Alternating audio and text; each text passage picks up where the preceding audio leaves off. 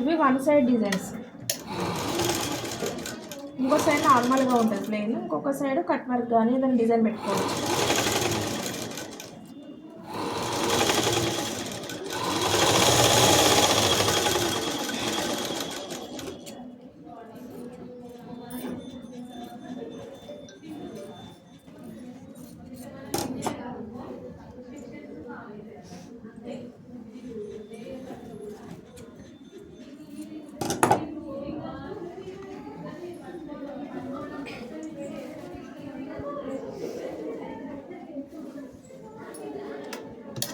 ఏదైనా అంతే కుట్టి తిప్పేసుకోవాలి.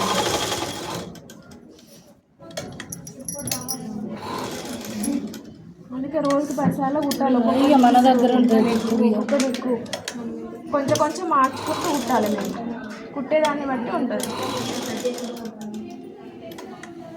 ఒకదానికొకటి మార్చుకుంటూ కుట్టాలి. ఎప్పుడైనా కూడా ఒకటే కుట్టా ఉంటే మళ్ళీ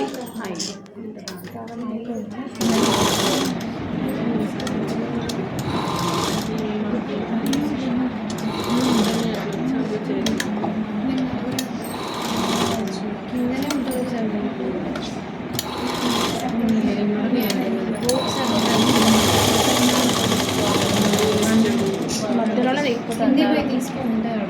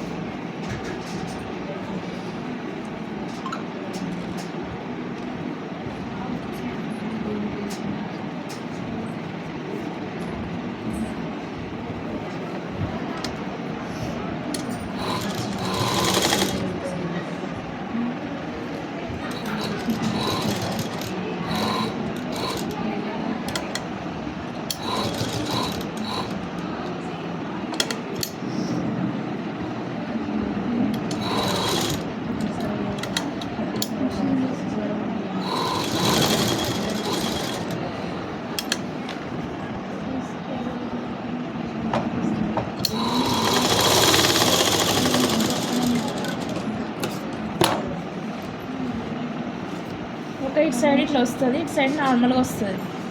కట్ వరకు చిన్న సైజు.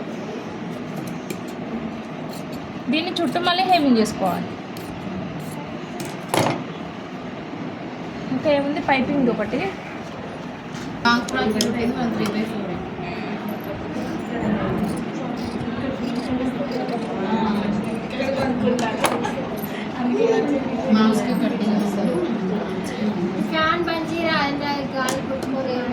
గాలికి పోతే కూర్చున్నా కదా ఒకసారి మీకు చూపించిన నార్మల్ పైప్ థ్రెడ్ పైపింగ్ అంతే కదా చూపించడానికి.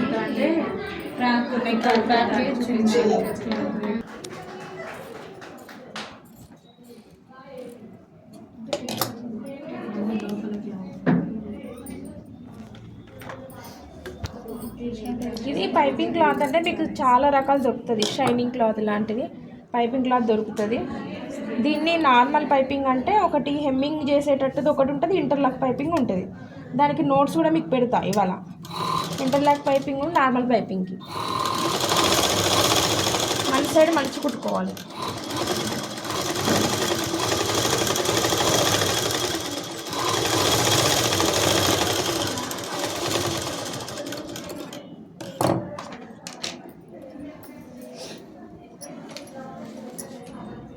మీరు గల్లా వేయాలంటే ఎట్లా వేస్తారు, క్రాస్ ముక్కని ఇట్లా వేసుకుంటారు కదా, సేమ్ అట్లనే వేసుకోవాలి.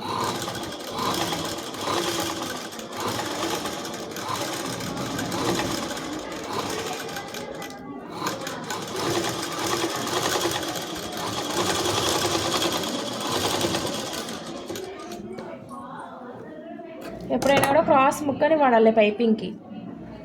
తర్వాత ఇప్పుడు పైపింగ్కి మధ్యలో ఇప్పుడు మామూలుగా వేసుకోవాలంటే మీరు ఇట్లా నేను చూపించిన కదా మీకు అంతకుముందు ఇట్లా థ్రెడ్ పైపింగ్ అయితేనేమో ఇట్లా పెట్టుకొని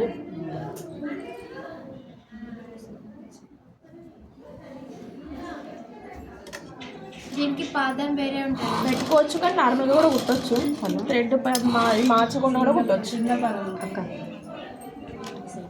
మధ్యలో థ్రెడ్ ఉండాలి, క్లాత్ని కిందికి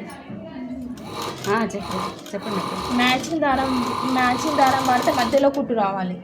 మనం ఇప్పుడు ఏదానికి మ్యాచింగ్ పెట్టలేదు కాబట్టి నార్మల్గా మధ్యలో అయితే వేస్తున్నా. మేడం ఫస్ట్ దారం పెట్టి ఫస్ట్ దారం పెట్టి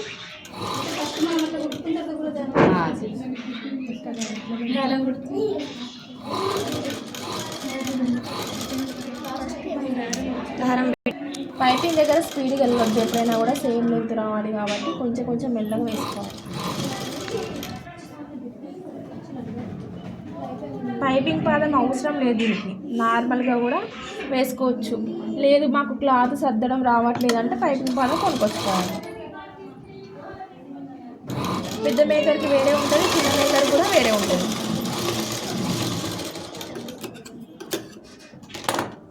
ఇప్పుడు దీన్ని హెమ్మింగ్ చేసుకోవాలి. కింది భాగాన్ని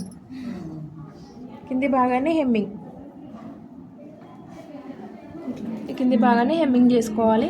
మనకి ఎంత అయితే లావు